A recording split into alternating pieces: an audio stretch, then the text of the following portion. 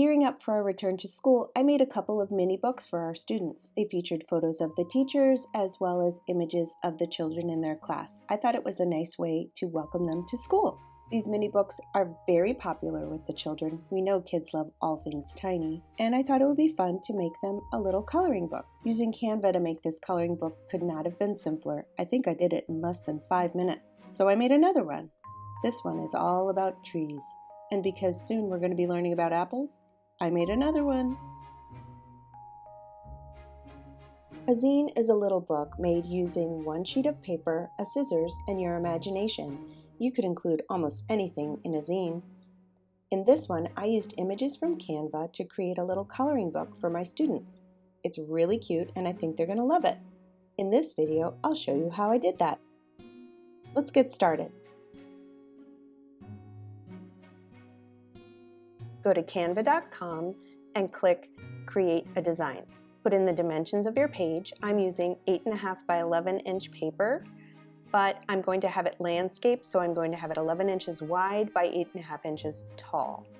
Then I'm going to select a square shape from the Elements section. This is going to help me divide evenly 8 sections on my paper. Canva has guides that help you divide it in half vertically and horizontally, but not into fourths. So by creating this subset, I'm able to divide the sections evenly. Now, I want to divide this in half. So I'll select a line,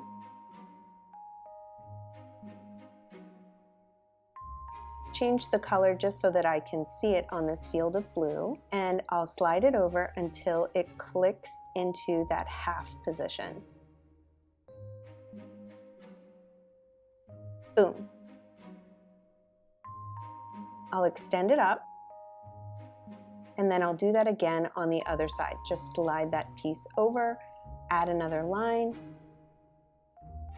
rotate it 90 degrees, and slide it into position. Now I can get rid of that. I'll put a line in horizontally and another line in vertically.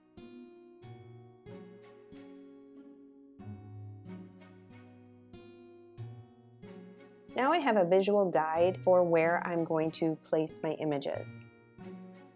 This gives you a visual of where the front and back of your zine is going to be.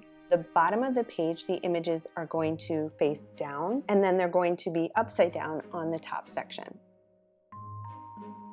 You'll see as we go along. I'm going to make this zine about trees, so in the Elements section, I just type in trees, and I try to find black line drawings of really different tree shapes.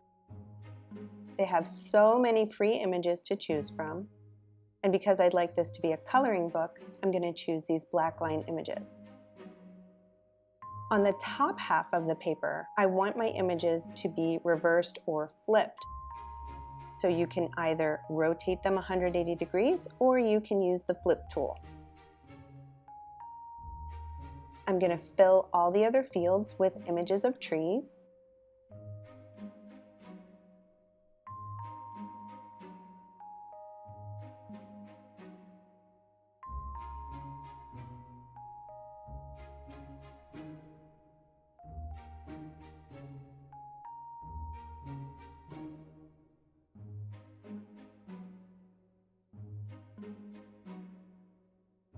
And then I'll get rid of all my guidelines. In that section that's going to be the front, I wanted to put a title for my little zine. So I went to Text and selected a heading, changed my font, and there you have it.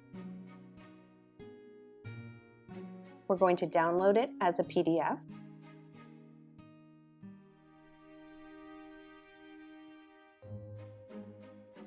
And print. It's time to assemble our zine. You'll need a scissors and something to crease the edges, like a butter knife or your fingernail. Fold it in half and crease along that fold. Fold those halves in half again and crease really well along those folds. Now fold it in the other direction, crease along the fold, you're going to cut halfway in this direction. It looks like a zigzag when you have it all folded. You'll grab the folds and assemble it just like this.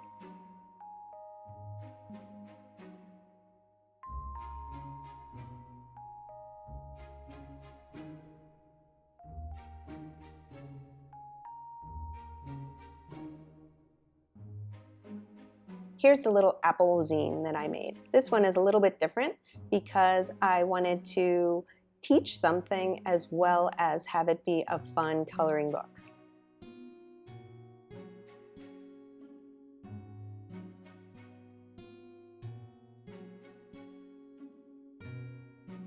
A simple snip, grab it, flip, and crease those edges. And here's my little apple book. If you're interested, go to the description box below and click the link where you can download both of these zines for free. If you like this video, give it a thumbs up. And if you'd like to be notified each week when I post a new video, click the subscribe button. Thanks for watching.